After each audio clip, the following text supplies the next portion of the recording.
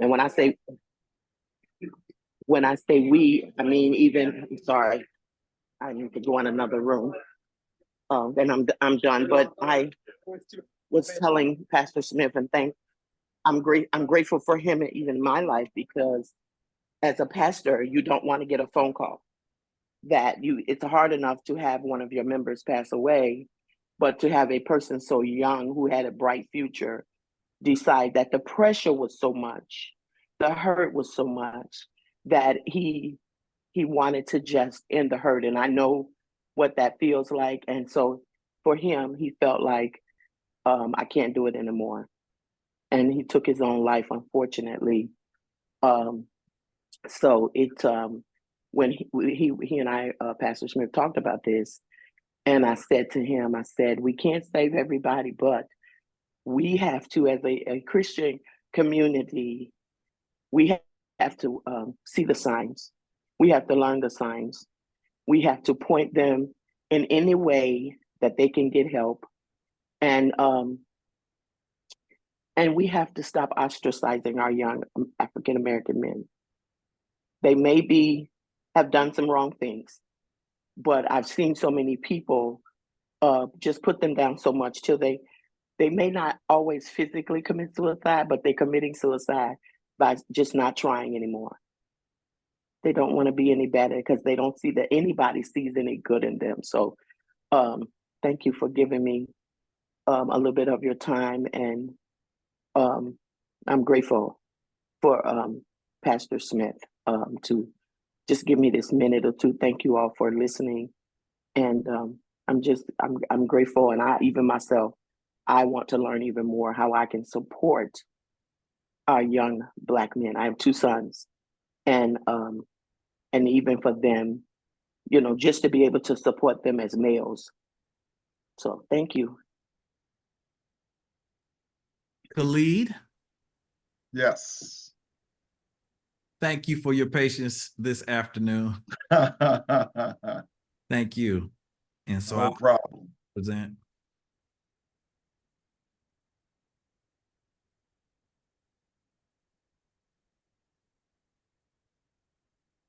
Okay, did you want to do an introduction or just go right into the train? I'm sorry. Yeah, well, I didn't want, because of the time, I didn't even want to go into extensive. Okay. Yeah, I just wanted to give you the platform. But I can say what I appreciate most about Khalid Scott, and you can see his credentials that are here today, is the fact that he really cares, and he spends the time, and he talks the talk, and he walks the walk. As I said, you can see his credentials. He's a licensed clinical social worker. He has his own private practice. He serves veterans and works as a licensed clinical social worker, helping those who are most at need. He is a father, and he's diligent in terms of how he serves his family and how he cares for his daughter. He is also a man of Alpha Phi Alpha, my fraternity. And again, a very patient individual, but he is someone who loves Black men. And right now we need more people that care about and love Black men. And so again, with our delayed presentation, I didn't want to take a whole lot of time. I wanted to give him time to be able to talk to you and then give us an opportunity to have a conversation about this serious issue. And he was one of the first individuals to actually get me acquainted with the specifics with respect to mental health for young men and Black men in general. And so I'm going to allow him to present to us in his own way. I present to you Khalid Scott. Well, thank you, Dr. Smith. Going to formally call you that in public now. Congratulations on your journey. Thank you. Congratulations. Absolutely. Well, thank you all. Thank you for your patience and thank you for your time. And Dr. Smith, thank you for inviting me to conduct this forum on this very vital, very important, very poignant topic. And it's very important. And it's important that we pay attention. As Pastor Lucilla discussed, we take for granted that, Black males and Black men have this type of resiliency, right? That when things are bothering us, we kind of just snap back, and get our minds right. Well, it's not happening. It's not happening. And it never did happen. We were able to mask our pain. We were able to mask our trauma. And, I often describe that when the pandemic came, and none of us have ever lived through a pandemic before. The last pandemic, in fact, was in 1919. So not sure if as many of us who are around in that time to live through a pandemic of such,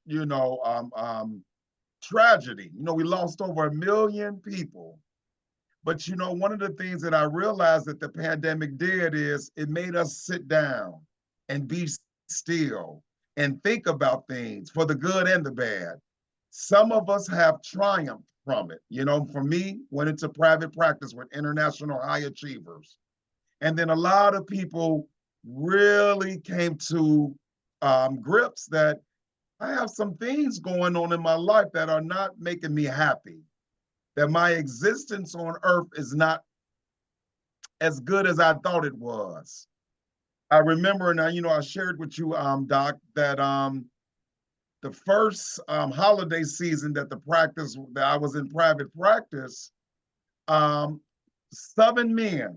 African-American men contacted me discussing suicide ideation, which is the idea of when you start thinking about possibly committing suicide, taking your life.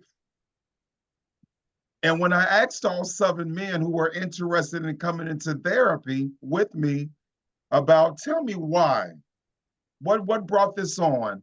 And we've known that, for a while, it's in my industry, mental health, that the holidays tend to serve to be a time where people really do a lot of introspection and retrospection, right? And a lot of people are depressed around the holidays, right? And really start thinking about their life because it's the end of the year, on its way of being the beginning of the year. And when I asked the 7 men what was the reason, all 7 of them said their wives. I want you all to take that in.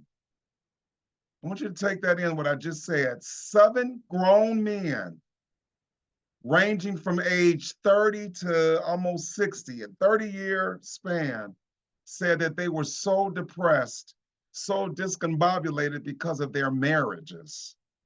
And I instantly said, well, we need to have some marriage therapy going on, or you need to figure out some other alternatives because suicide can't be the alternative. You have children, you have family, you have friends, you have a world that needs you to be here.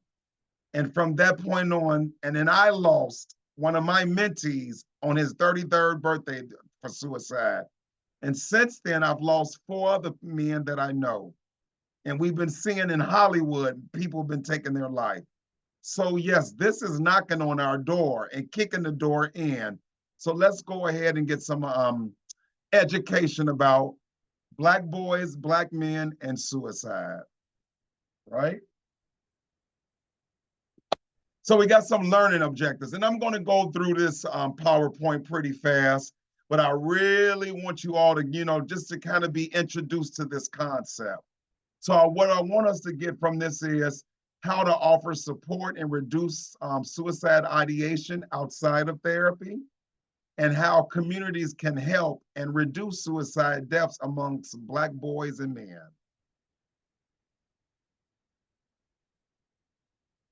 Okay.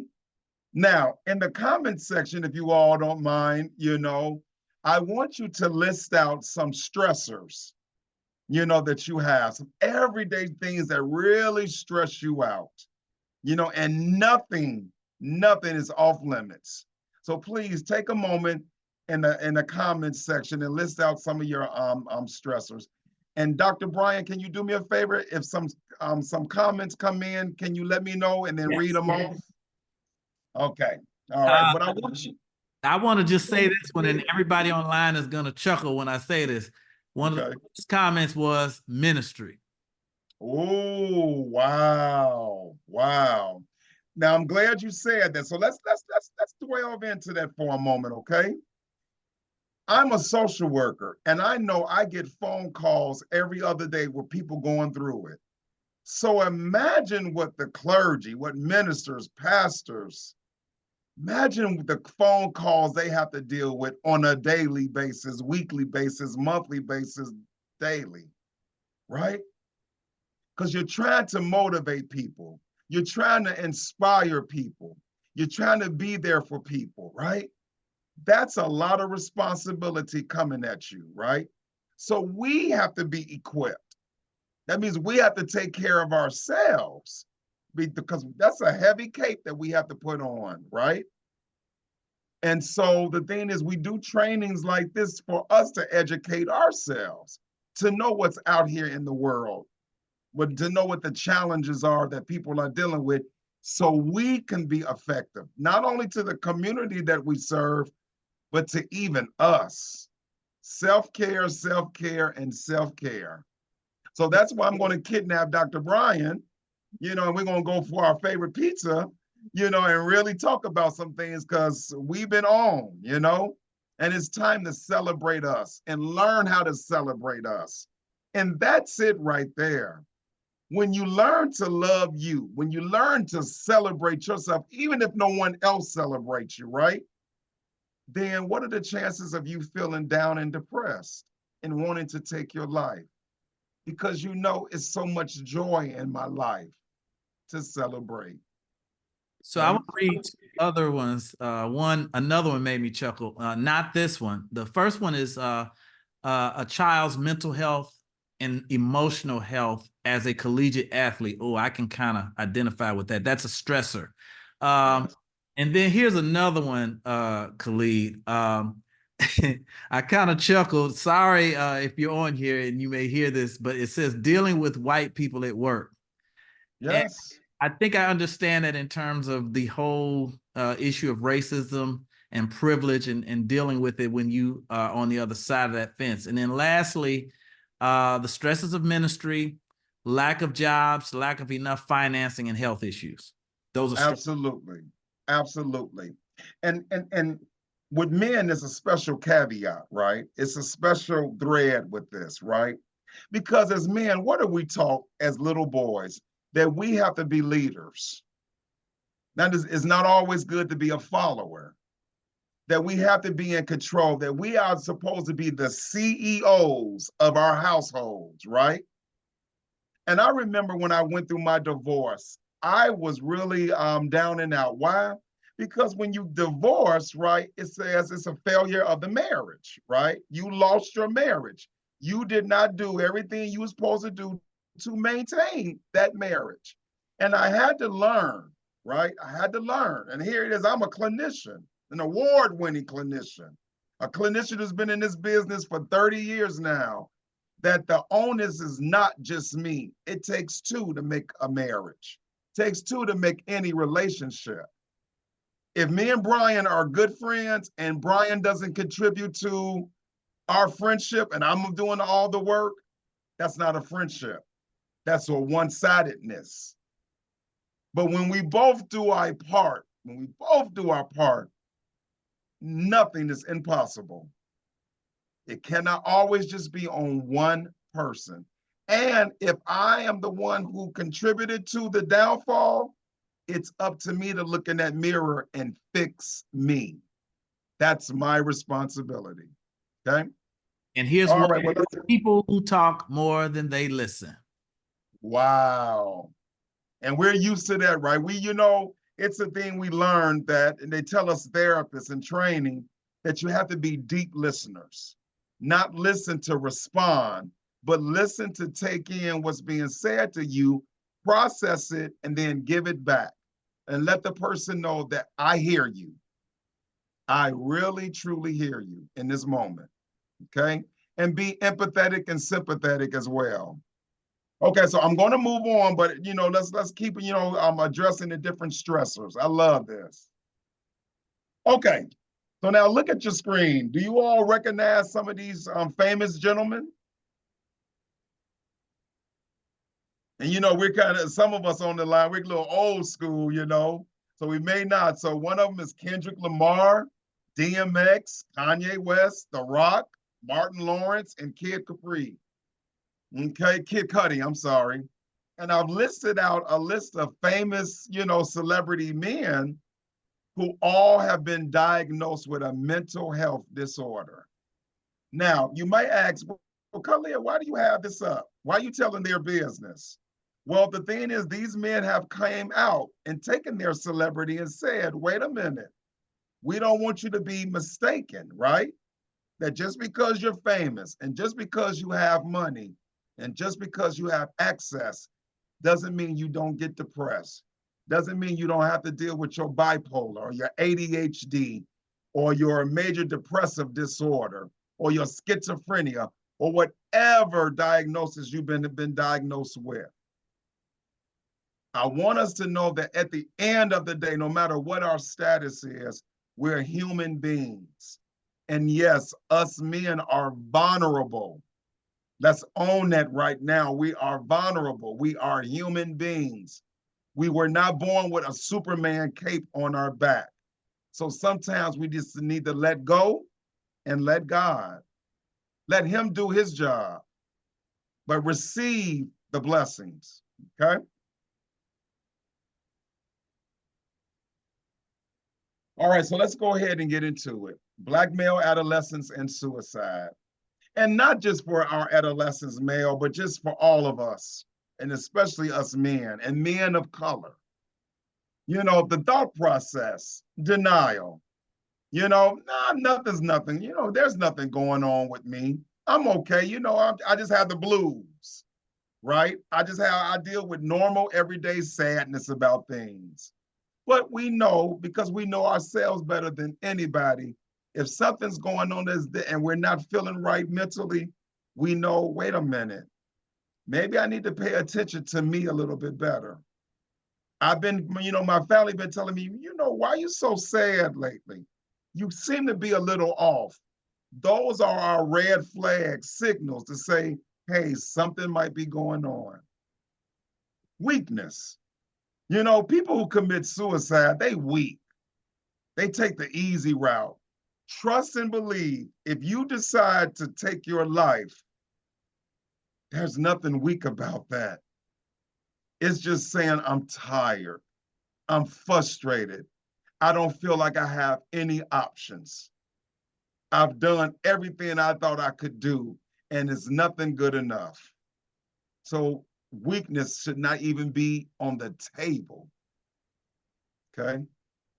A cop-out, hey, just like weakness, I'm just going to take the easy route out.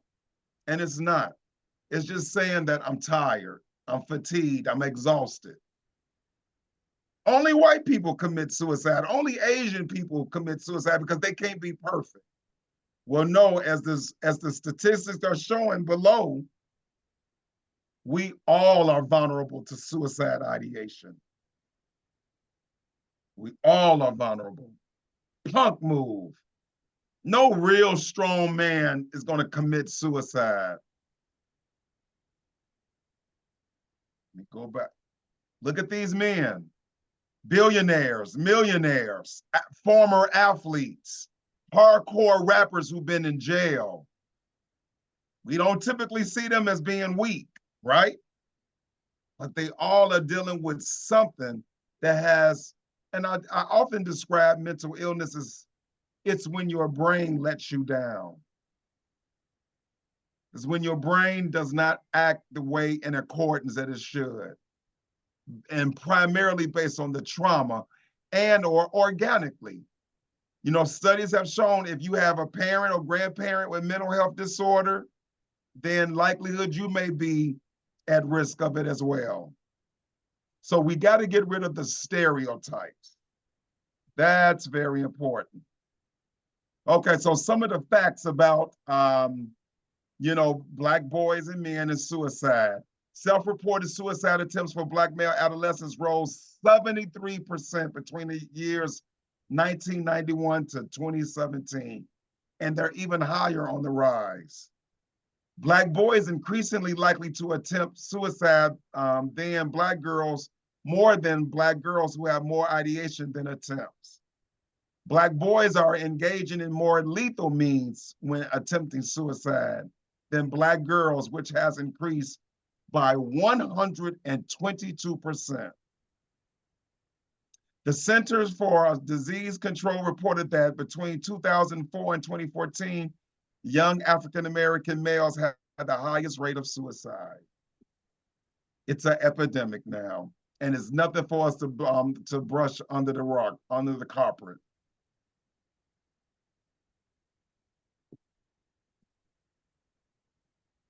Self-reported suicide attempts for Black adolescents rose 73% between 1991 and 2017. Black boys increasingly likely to attempt suicide then. And I'm really reiterating these facts to you to let you know we have to take this serious. Black boys are twice as likely to die by suicide than white youth. Does that surprise anybody? And if it does, well, get over the surprise now, because it's happening. And one of the reasons that we find that white people, tend to commit suicide less than we are, because they are open for resources. They are open to going to therapy to deal with it. They're open to being on medication after they have been diagnosed. Again, we have to get rid of the stigmas. We have to let our Black men and Black boys know that they matter and that there is help and there is resources, okay?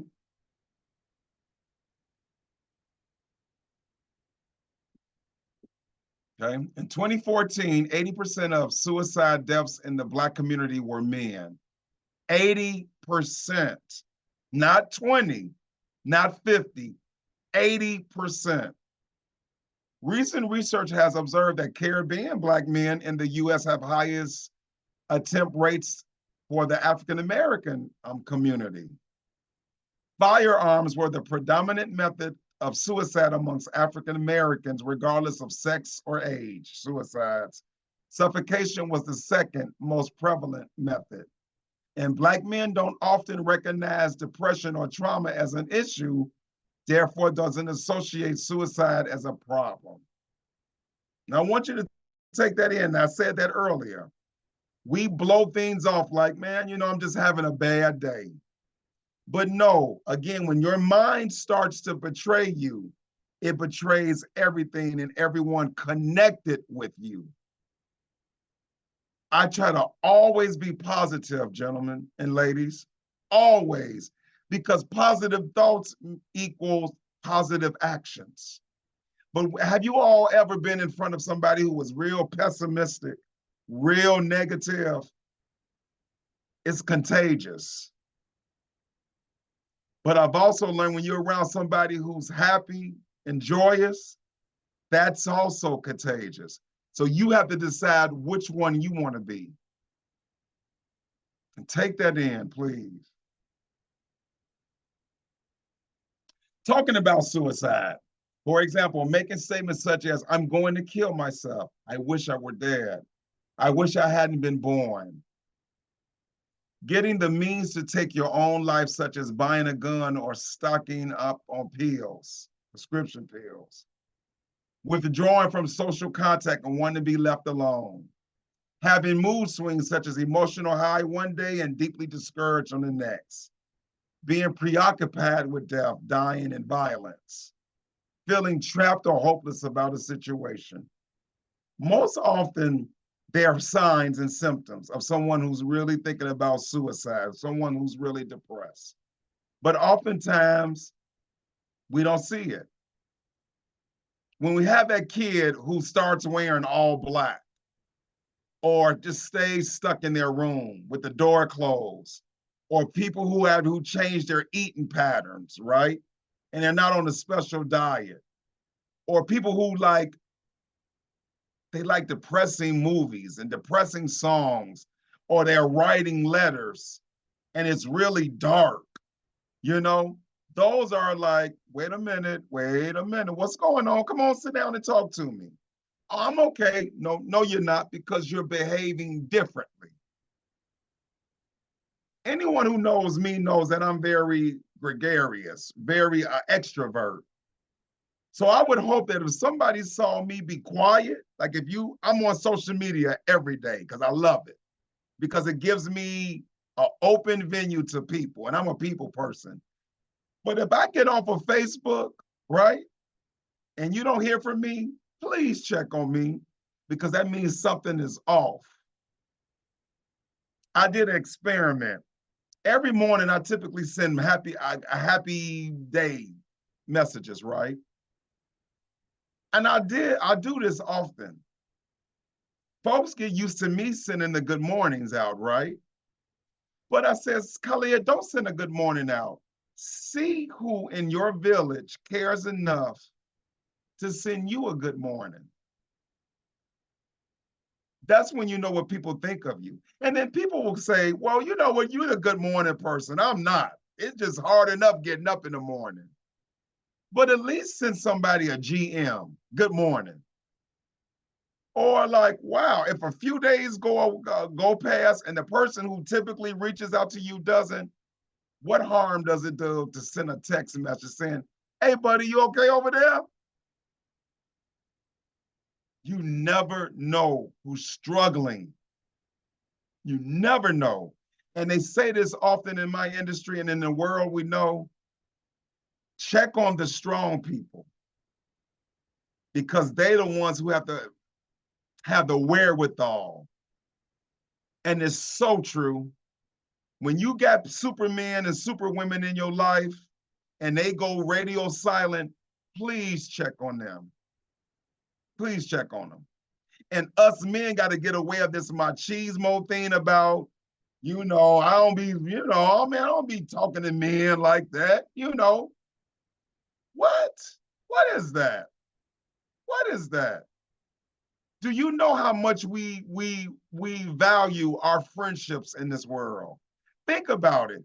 You oftentimes spend more time with your friends than your own family members if they don't live in the house with you.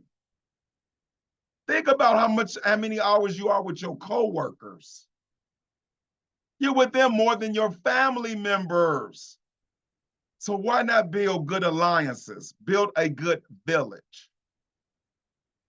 Me and Doc met a few months ago at an Alpha event, and we've been in constant contact ever since.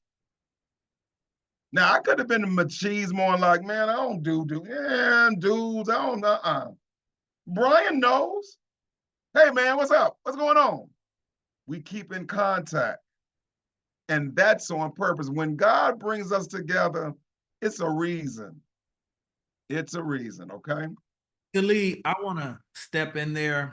You said Yes. something very important. And yes, you've taught me something, because I get your good morning messages and I do appreciate them. You talked about the strong man, and we might as well say strong woman complex. And we got a lot of those online right now because we're pastors, a lot of us. Yes. Can you talk about, have you had to counsel pastors? Yes. Yes. What are some of the things you've discovered specifically about them, since we have so many online, as we're talking about men and this whole strong person complex? Okay, very good. When talking to members of the clergy, members of the cloth, the higher calling people, oftentimes it's just this strong sense of responsibility that they carry. This strong sense of, I got to walk perfect in life or else. The strong mindset that I have to be everybody's role model, that I can't have flaws and faults. And then what happens is they go the extreme other end and they do the most diabolical things ever. They sleep with members of the church. They do the sinful things that they preach against. Because why? They have breaking points. They have breaking points. And remember, they're human. They just got called to do a different type of job than us regular folks. but it's so much responsibility that they put on themselves. So when I do therapy with people of the clergy, right, I tell them, we're going to be human today. If you need to curse in session, go ahead and curse.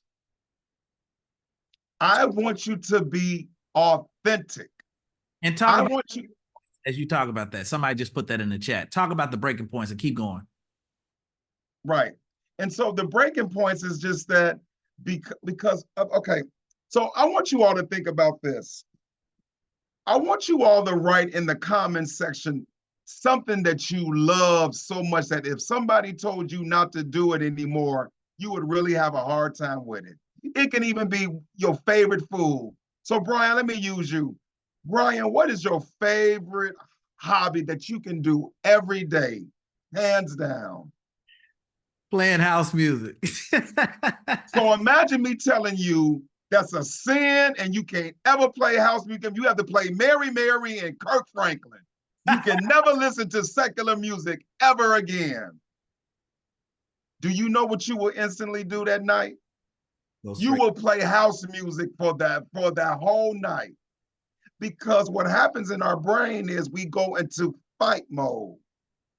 We go into rebellion. So when you tell somebody that they can't do something, they'll think of all the strategies on how to be sneaky about it. To say, how dare you? You don't pay my mortgage. You don't put food on my table. How dare you tell me that I can't participate in this and it brings me joy? I'm also a drug and alcohol counselor. So imagine when I'm telling people they can't smoke marijuana no more, or they can't drink that favorite, that white Hennessy, or they can't have a beer at the Super Bowl party. No, no, no. So what I've learned to do is the harm reduction model. And what the harm reduction model is, okay, instead of listening to house music 7 days a week, let's do 5 days a week first. Okay, so I was doing 5 days a week.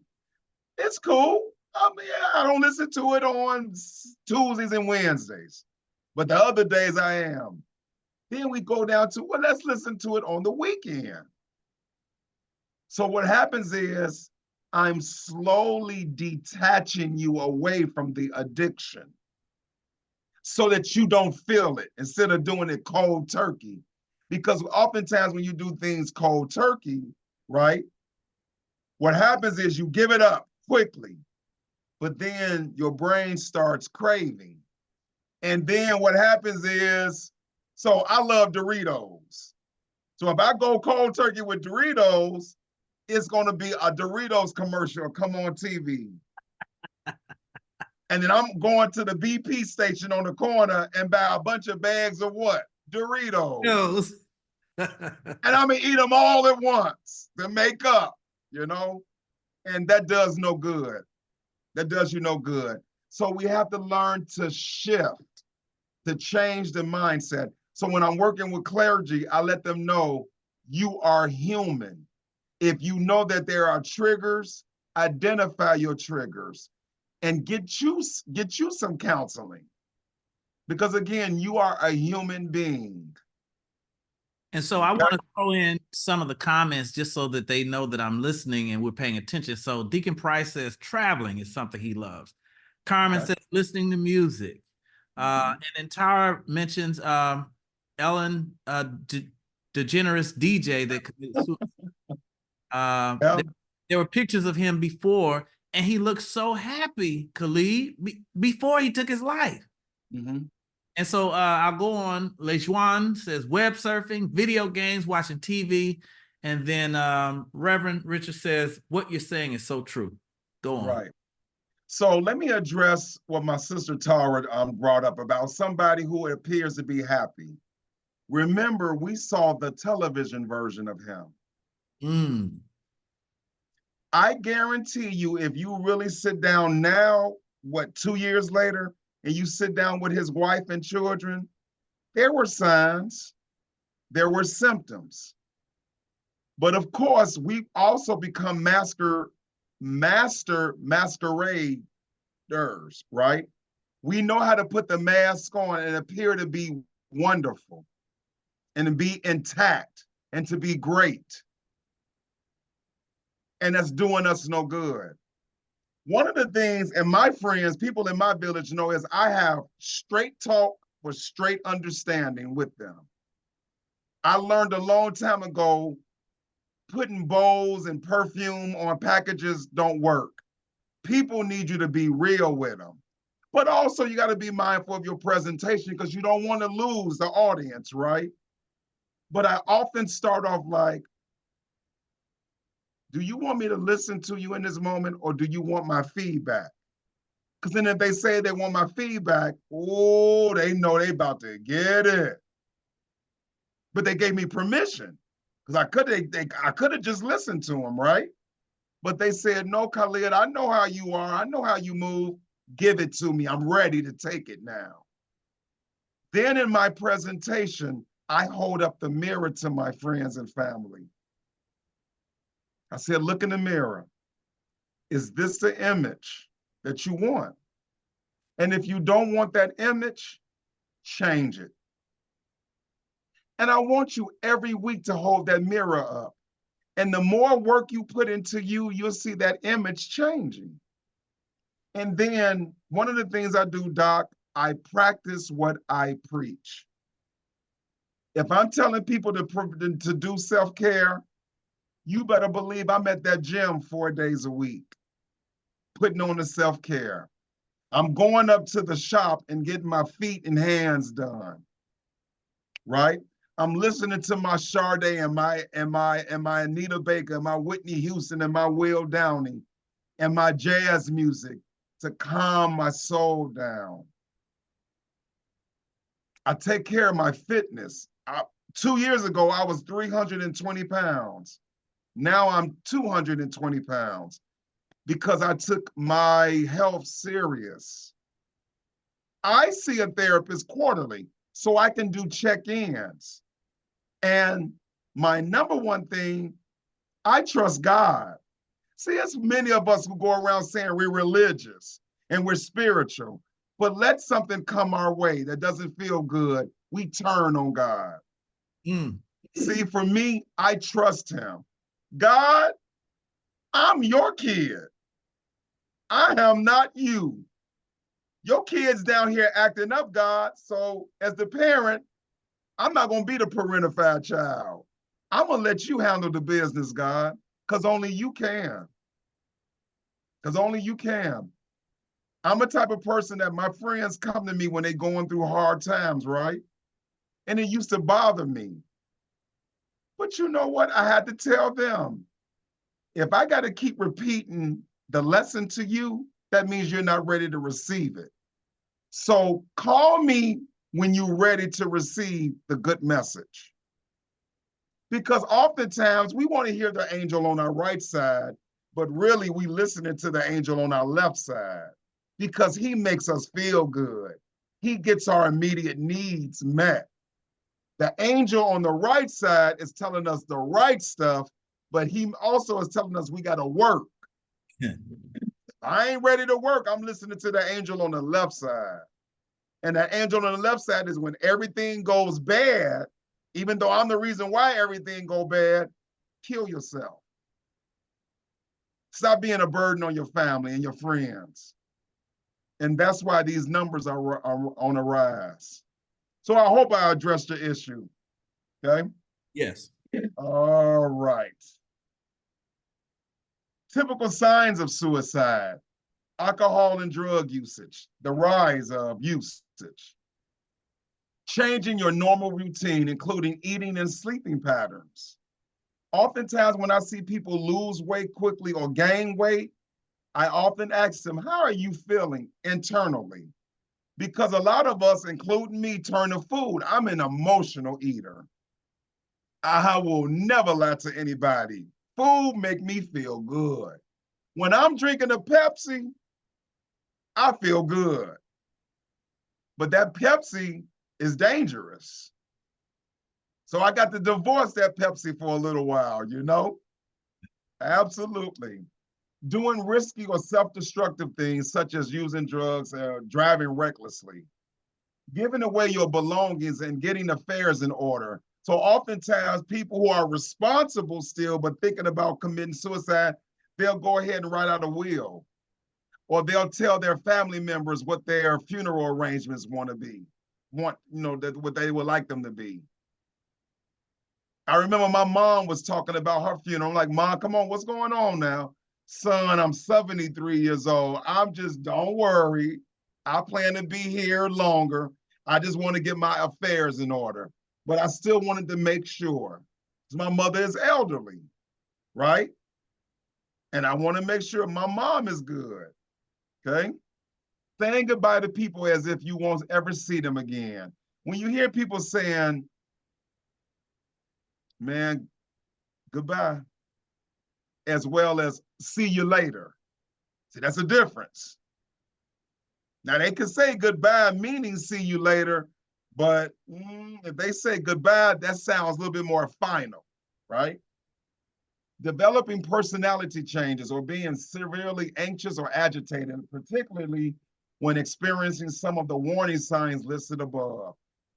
One thing that you can always count on human beings, when things are going bad, we go out of our character. That's when you have to pay attention. Brian, I just met you less than a year ago, but say 5 years from now, when we really get to know each other, and if my buddies start acting kind of differently, I'm gonna snatch him up. Hey, Doc, what's going on? This not the Brian I know, who's my buddy. What's happening? And hopefully they'll be truthful with you because you have a relationship with them. But again, all of us are going through things. We got to start opening our mouths and talking things out and get into therapy. And the wonderful thing, just to bring some hope to this discussion, I've been booked solid for 2.5 years. I have a waiting list. And all of my friends who do private practice work, we have waiting lists now.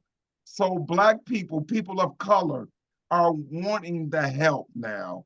And that's a great thing, okay? So more signs, withdrawing more than usual, mood changes, change in music, and I talked about that, having difficulty in school. They went from straight A's to D's and F's.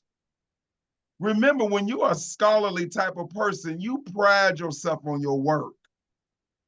And if you're getting D's and F's, that's a telltale sign that something else is going on internally. We gotta pay attention. I want to say this too. Often, many of us have high academic, high achieving kids, right? When our kids, that's a lot of pressure that we put on them and that they put on themselves.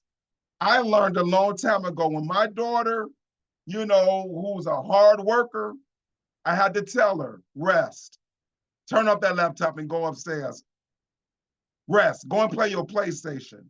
Rest. Let's go and get some Harold's Chicken and just eat and watch a Dracula movie. Let that laptop go. I insist. Put that cell phone down. No cell phone while we eating dinner. I care enough to tell you to stop it. That's how assertive we got to start being, especially with our children. But they got to see us doing self-care too. You got to practice what you preach. Don't focus necessarily on typical routines such as work, social networks, and hobbies. Most Black men are high functioning and will continue to do their normal activities, but suffer in silence. Can't have that. Discussing death and quality of life concerns. Inability to adapt to change. Severe PTSD. And PTSD is post-traumatic stress disorder. That's when something traumatic happens to you. And now you're dealing with the after effects of it. It's haunting you still. You need to participate in some therapies. You need to be more communicative. Okay?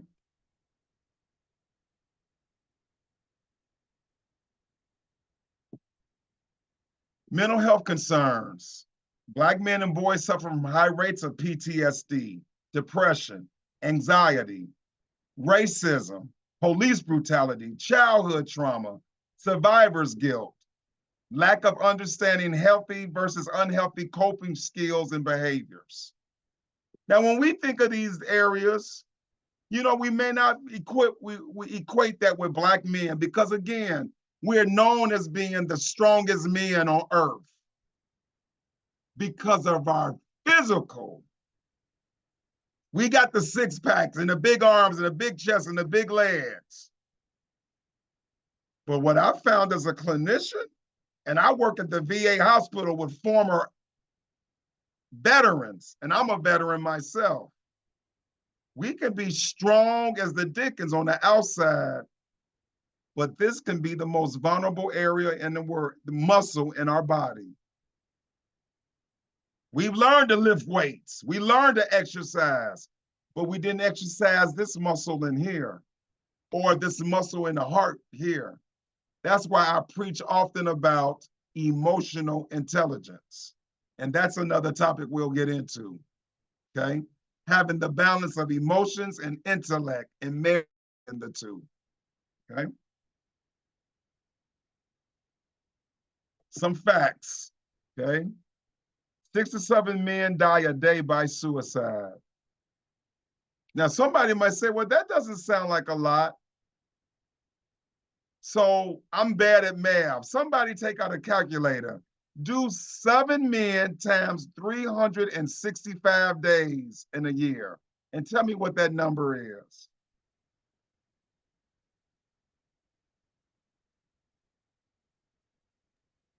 2,500 5 persons.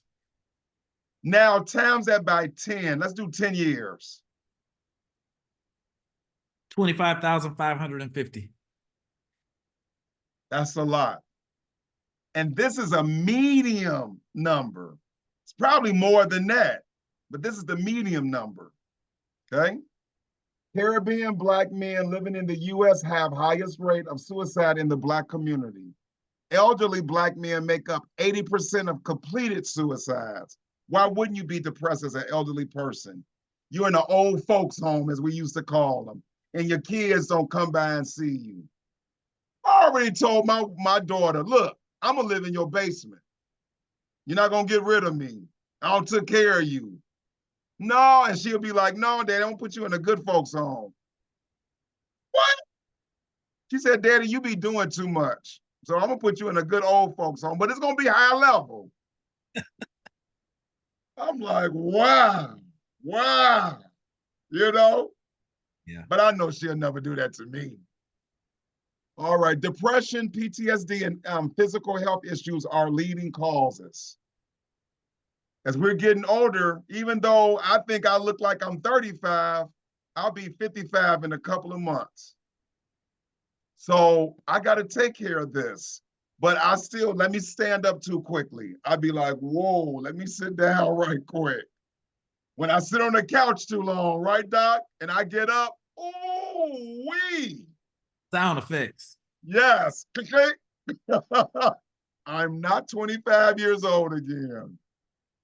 Firearms are the most common method of suicide, okay?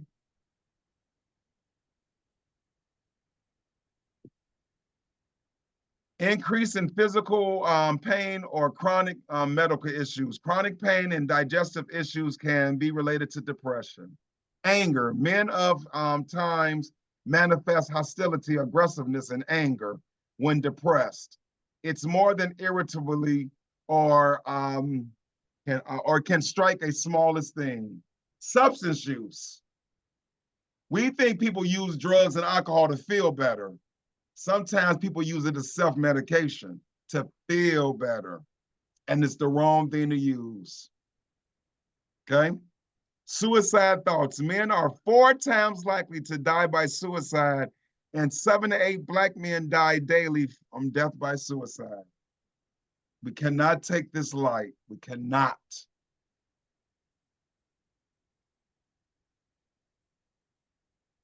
Boys are likely to attempt the use of substances such as marijuana, alcohol, or opioids as a way to decompress. That is not a good alternative. Men are likely to use excessive substances and mix as a way to end their life without using more violent measures. And understand this, men typically carry out their suicide attempts because it's more lethal. They'll swallow a gun, jump off a building, take a bottle of pills. Because when we get to that place of not wanting to live, we don't live. So you gotta take it serious. Guys, think about us men watching George Floyd be suffocated to death by a police officer on the street. Do you not think that did something to us and our psyche? And then when we drive and the police whoop, whoop, come up behind us, that's triggering. We got to take this serious.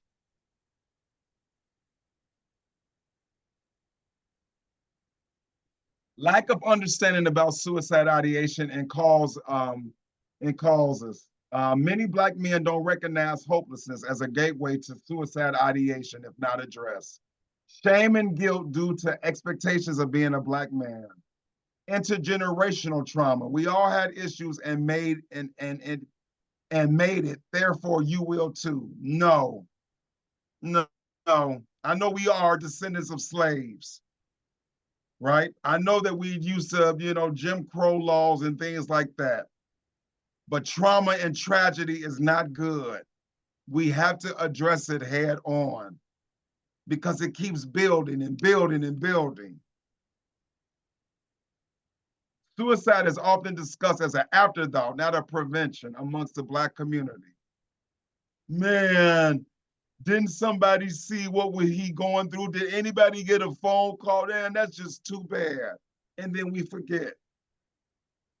We can't forget because we all are vulnerable. Remember, folks, we are all one situation of being severely depressed. God forbid if I lost my mom or I lost my child, I would be fit to be tied. Brian, you would have to be over here every day. Because I love my kid more than, you got to sit with your boy for a week. Yeah. You don't want to think about these things, but we all one situation away from being severely depressed. Yeah, brother Khalid, I agree with you. My children are my weakest point. That will cause me, if you harm that will bring out a different person. Absolutely. Otherwise. Absolutely. And we all got to be honest about that. Yeah. Got to be honest. Stigma surrounding mental health and religious perspectives. We got to get rid of these thought patterns that we had. We got to see our people of clergy as human beings. We got to see our clinicians as human beings. We have to see us as vulnerable human beings. Because when you realize that, then I may need advocacy. I may need assistance. Okay. Before you go on, Ramona raised a question. I'm going to let you tell it. I think I know, but I'm going to let you say it. What is the most common way Black men, teens use for suicide? Thought it was weapons. It's weapons. Okay. Number one. Guns. Weapons. Sister Garrett. Get a gun. Go ahead. Thank you. Right. How can you make a difference? Check your biases and assumptions at the door. Everything you thought, throw it out the window. Studies show that non-Black professionals tend to minimize symptoms presented by Black men and don't provide adequate support. Why? We're the sports stars, right? And us Black men, you all know without saying it out loud, when people think of Black men, one of the main things they think about our sexualness, right? Yes. We're the strong guys, We're the guys in prison. No, come on. Come on. We're vulnerable men, especially because what we have to endure. Especially what we don't have to endure. Educate each other about the Black community's struggle with systematic racism, workplace racial tension, and medical mistrust. So when people wonder, why don't Black men go and see the doctor? Go back to the Tuskegee experiment and other ways that we are disregarded. And that's why. But we got to start trusting. We got to be our best advocates. When I go to the doctor, like, hey, doc, now that I lost pounds, can I get off this medication now? Okay, well, let's go ahead and slowly detox you off this meds. We'll check your levels each month. Be your best advocate. Consult with Black professionals about symptoms, trauma, and racial issues to provide more stronger interventions among Black men and boys. We got to have the discussions. I was talking to a group of kids about Angel Reese versus Caitlin Carter or whatever her name is, because it's so blatant. Yes. It's so blatant. We have a white girl who can basketball, who's a good baller. We have a Black girl, but we're so used to the Black people being sports. We got a white queen now who can dribble that ball. So she gets a $28 million contract.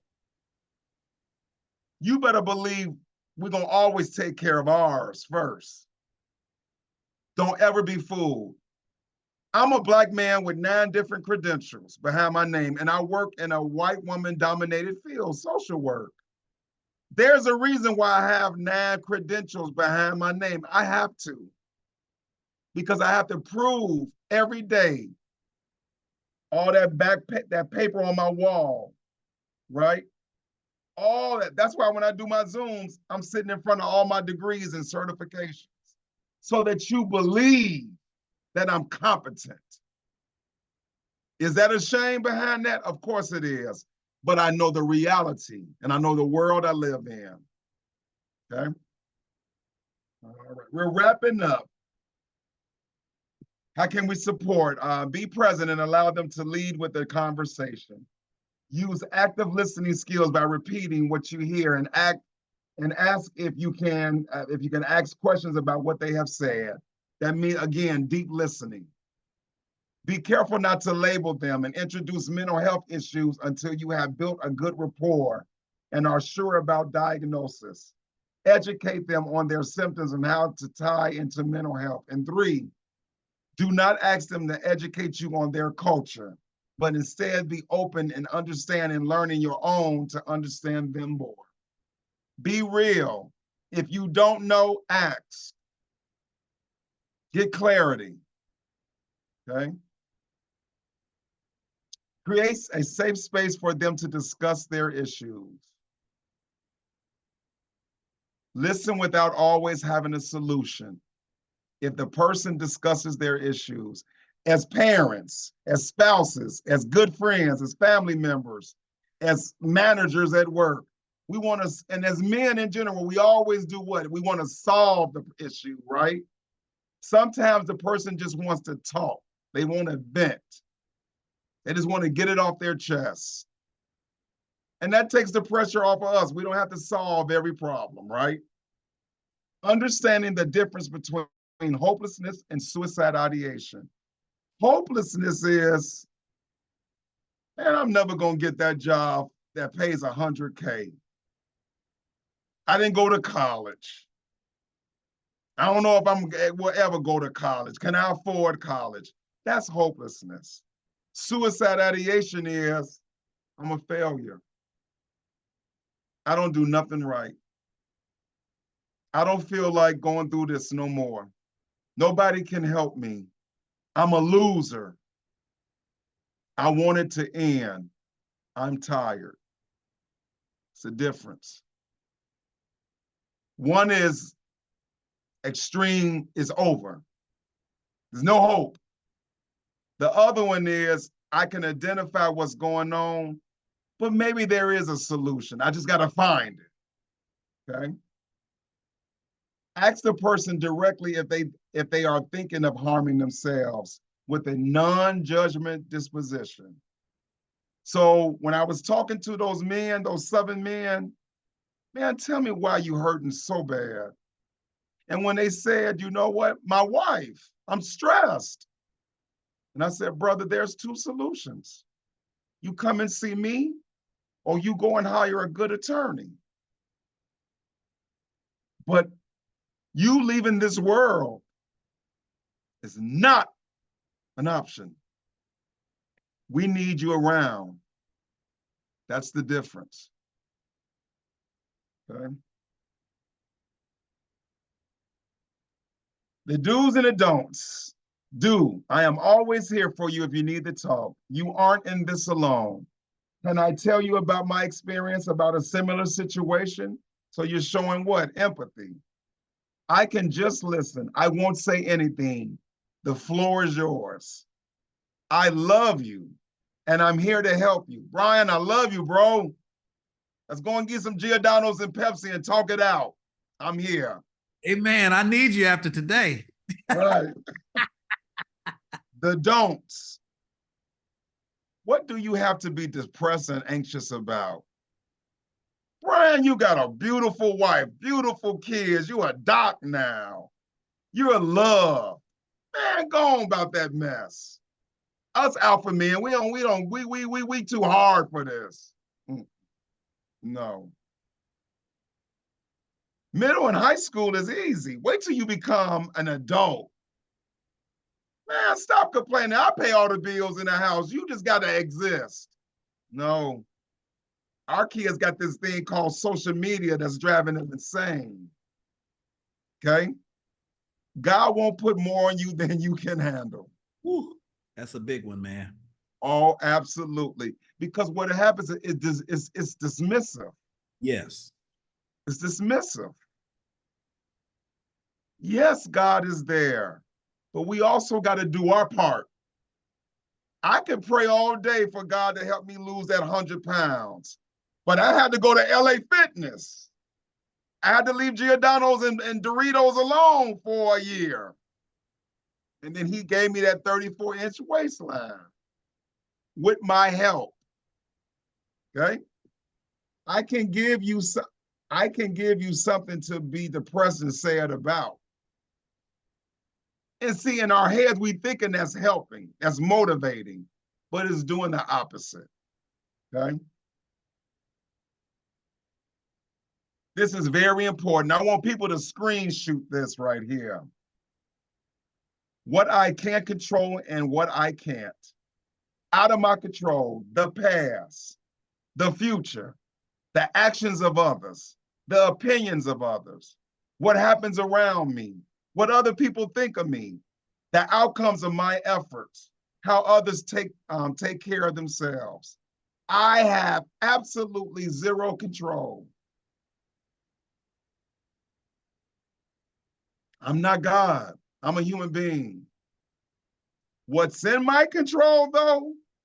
My boundaries, my thoughts and actions, the goals I set for me, what I give my energy to, how I speak to myself. Khalid, you look like Morris Chestnut at 320 and at 220. And how I handle my challenges. Today, Brian, look what happened to us at 1 o'clock. But look what just happened. We fixed it and we here. Amen. Who was meant to be here and hear this or is hearing it.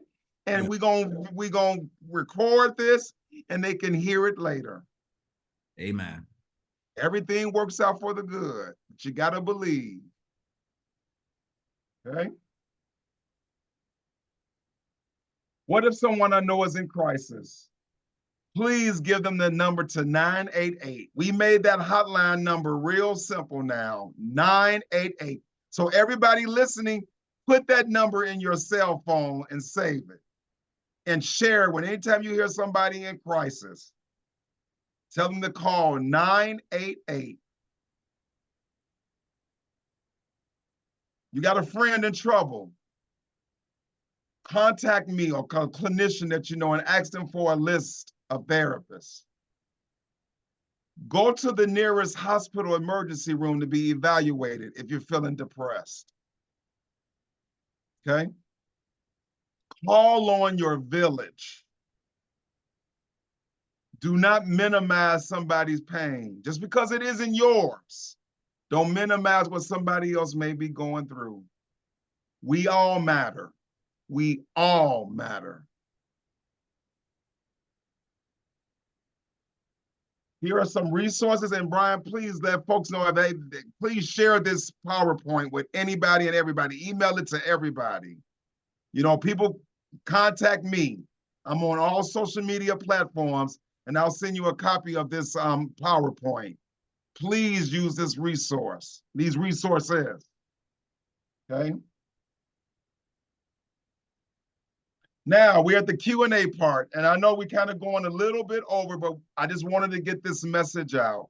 So if there's any questions, concerns, belief, biases, or saying, well, Khalid, I don't think you was on point with that, let's talk about it. Any questions in the chat section, Brian? Here's a comment from a Deacon Price. He says, I mentor foster youth and they aren't comfortable talking to their therapists because of culture differences, young white women, as you noted.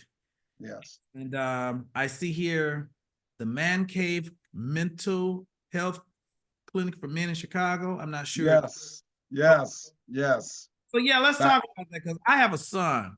And what I have noticed, and we had to really work at this, because of what he has experienced and because of the microaggressions that he is experiencing, but he can't articulate, he has dealt with this with teachers. Uh-huh. My wife and I had to really start listening carefully to him and spend a lot of time in the spaces where he goes to school so we can detect this. So what Deacon is talking about, I'd like you to kind of talk about how we deal with our boys, because I think this is partially why they're failing in school and why they don't even want to go into these spaces for help. Right. What I've learned about how we interact with boys, we do the extreme opposite. We either promote extreme masculinity or we coddle them. Yes. What we have to learn is to walk in the middle with our boys. See, our girls, it's something about the resiliency of women and womanhood it's phenomenal. I mean, these are the people who have our babies, right? They carry life in their bodies. So if I think and this is just my hypothesis, God gives them an internal level of strength that we can't even reckon. But us men, everything is from the outside, right? It's how we show up. It's what we're taught to be. And is everything wrong? I'm mentoring 20 young men, me by myself. And the majority of my mentees are ex-athletes. So when people ask me, Khalid, how come you don't like sports? Because I hate what sports has taught. Not the teamwork, the camaraderie, or the winning, no matter what. But that's all that matters. There's a reason why they didn't like black quarterbacks, because quarterbacks are what? The thinkers of the team. I don't need black guys thinking. I need their big black bodies. What did that white journalist say about LeBron when he was giving his opinion? LeBron, shut up and dribble the ball. See, teach them everything, because sports is a wonderful thing, but teach them both sides to it. Teach them the day they're not on the field no more, what life is going to look like. Teach them about traumatic brain injury and how they got to get help for that. Teach them not to abuse substances, to self-medicate.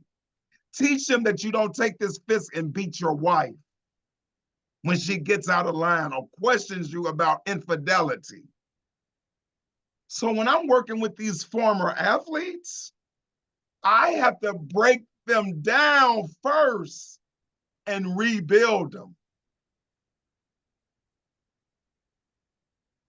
It's got to be more to us than our bodies. Mhm. Work this muscle first, middle, and last, because this is what's going to sustain us. Okay? Yes. Also, babying boys, no. So most people, the reason why they baby boys, because they think about everything I just said in this PowerPoint, right? The world beats black boys and men up. I don't want my kid, my son, to feel beat up. No. You teach them about resiliency. You teach them that they matter. You teach them about their inner strength. You teach them about believing in God's power and that build upon their spirituality. So when they have a dark moment, that they know he's going to pull them out. But before he pulls us out, it's a lesson he wants us to learn from it, so we don't repeat that era again. That's how we work with our black boys. That's how we walk the middle with them. Okay. Okay. Any other questions that stand out before we wrap up?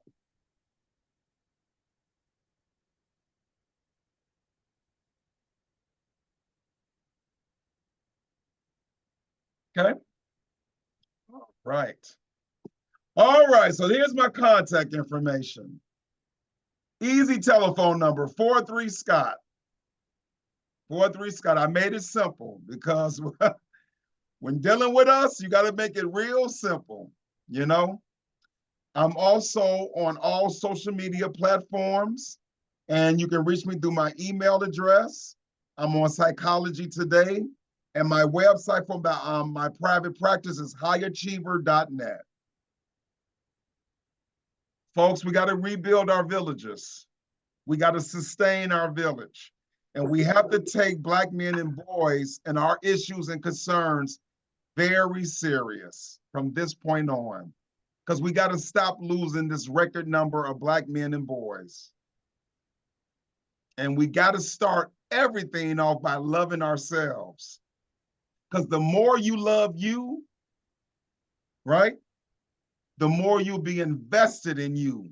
And the more you'll be invested with the people who you love. And you role model what good love looks like when you can love you. And with that, everyone, thank you for your time.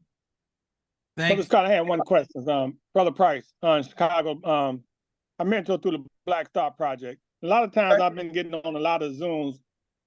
I don't see any teens or that 20 to 30 year group. We need to have more intergenerational conversations like this.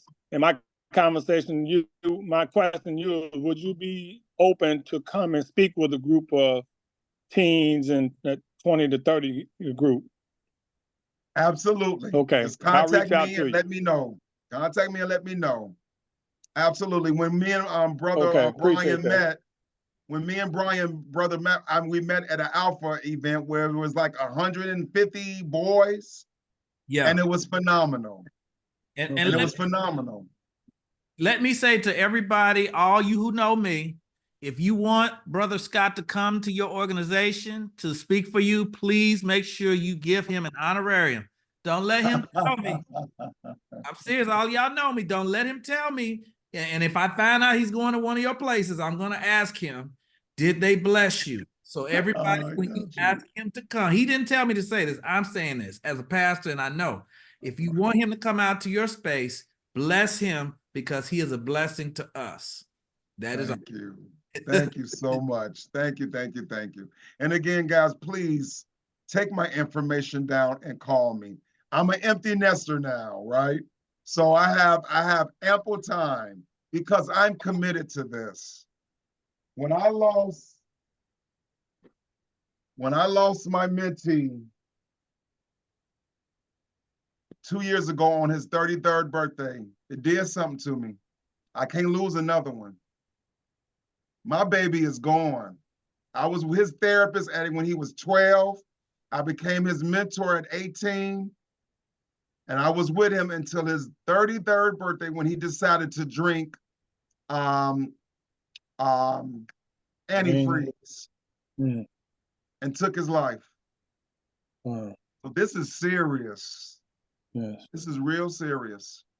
And I'm telling you, when you have to go to a funeral of a loved one who you know took their life, it just really feels different. And I hope none of you all have to experience this. Yeah. I put something in the chat. Last comment from me. I put something in the chat. There's a group of men out of Philadelphia called Black Man Hill. They connect every Sunday at 6 p.m. Central Time from 7:30. Different speakers. Last night was on music therapy and depression. That's been my free therapy session every Sunday at 6 p.m. Central Time. Group of men from all over the world come in with different topics, different speakers, and it's strictly for Black men. So I put that information in the chat. It's been very helpful for me and some of the young guys that I mentor. Okay, very good, very good. Okay. All righty, all righty. Well, thank you. Wow. Go ahead. I'm so glad that many folks was patient with us and showed up. And again, let's send the recorded version out. And again, gentlemen, and not to discount the women, but I'm talking to my brothers out here. You matter. I love you. Some of us men are not comfortable to tell another man, I love you. I love you all. I need you. Something happened to me. I hope my village of men in my life take care of my daughter, Anaya. You know? And again, we got to, because that's what sustained us for centuries. The village. How do you think we got through slavery? It was the village, not individualism. You know, we often talk about a race of people who always come together and help each other out. Who am I talking about, folks? Jewish. They understand its power in numbers, its power in community. We got to remember that and then reestablish that.